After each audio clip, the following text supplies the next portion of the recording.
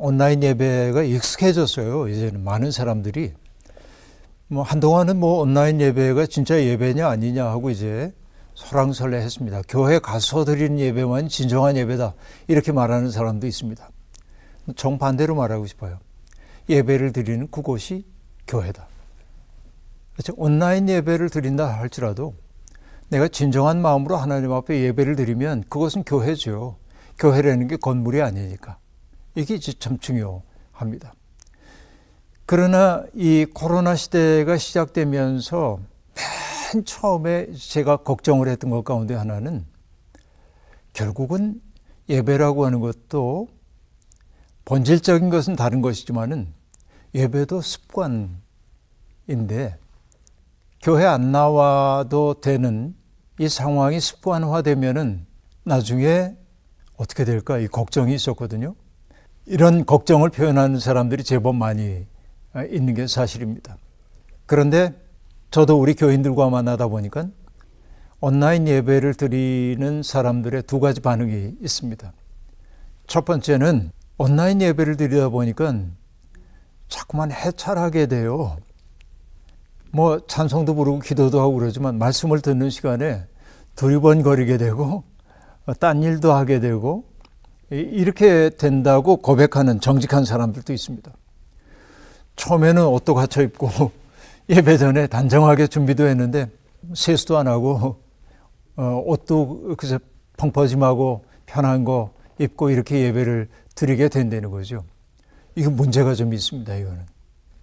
그렇기 때문에 온라인 예배를 드리는 분들은요.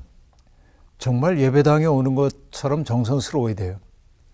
옷도 제대로 갖춰 입고 그리고 단정하게 앉아서 예배에 집중할 수 있으면 좋겠는데 점점 편해지려고 하는 자기의 마음을 자꾸 다그쳐야 돼요. 근데 또 다른 반응도 있습니다. 설교를 듣는데 더 집중하게 됩디다. 왜냐하면 목사님이 나만 바라보고 말하는 것 같대요. 그렇잖아요.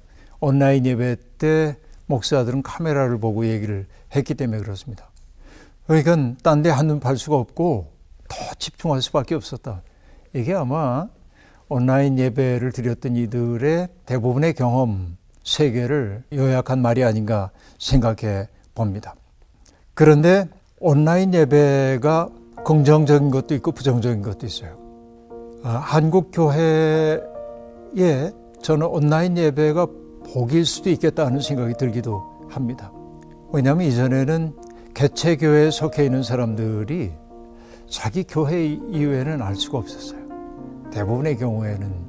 그런데 온라인 시대가 되니까 다른 교회 예배도 궁금해하고 이야기를 듣다 보면은 나와는 다른 방식으로 신앙생활을 하는 사람들이 보이기 시작하고 이전에 나의 그 신앙의 경험 세계 속에 없었던 경험들을 하게 되고 동일한 텍스트에 대해서 달리 해석하는 해석도 듣기 시작하고 그러다 보니까 당혹감을 느끼기도 하고 또 때로는 나의 인식의 지평이 넓어지는 것을 느끼기도 합니다. 이거 좋은 거죠. 긍정적인 모습이라고 볼 수 있습니다. 동일한 사태가 갖고 있는 부정적인 것들이 있습니다. 그렇게 다양하게 접하게 되자 자기가 속한 공동체가 너무 부족한 것처럼 느껴지기 시작하고 자꾸만 비교를 하고 이러다 보니까 마음의 충만함이 사라지고 감사가 없고 이런 경우가 제법 많이 등장하고 있는 게 이제 분명한 것 같아요. 그런데 어떤 분들은 섬기던 교회를 떠나서 저 교회로 가고 싶어요. 이런 말들을 하기도 합니다. 이건 정말 미묘한 문제이긴 합니다. 그러나 이렇게 얘기하고 싶어요. 그 교회가 다소 부족하다고 할지라도 정말 그리스도에 대한 사랑이 있고 하나님에 대한 사랑이 전달된다면 그것이 능숙하지 않고 많은 사람들이 동참하지는 않는다 할지라도 그 공동체는 훌륭한 공동체이고 그것을 지켜내는 일은 너무 소중한 일이다 하는 생각이 들어요. 정직하게 얘기하면요. 저는요. 청년 시절에 교회를 처음 갔고 그리고 신학교를 간 것도 우리 동기들보다 늦게 간 편인데 사실 저로 하여금 신학을 하도록 결단하도록 만든 분은요, 어느 목사님이신데 그 목사님은 죄송한 말이지만요, 설교를 잘 하시는 분이 아니었어요. 근데 저는 그분을 통해 은혜 받았어요. 그분을 통해 삶을 배웠어요. 그러니까 설교가 모든 것이 아니에요. 가급적이면 자기 공동체를 지키면 좋겠다는 거.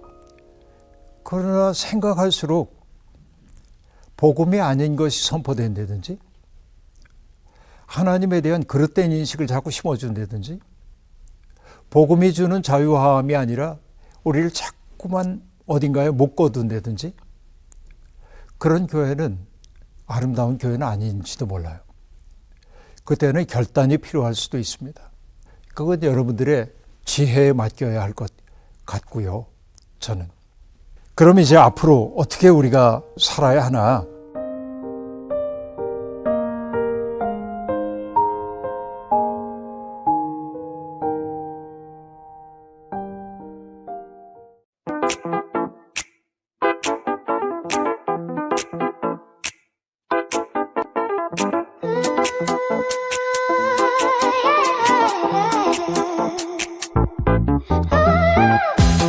Ah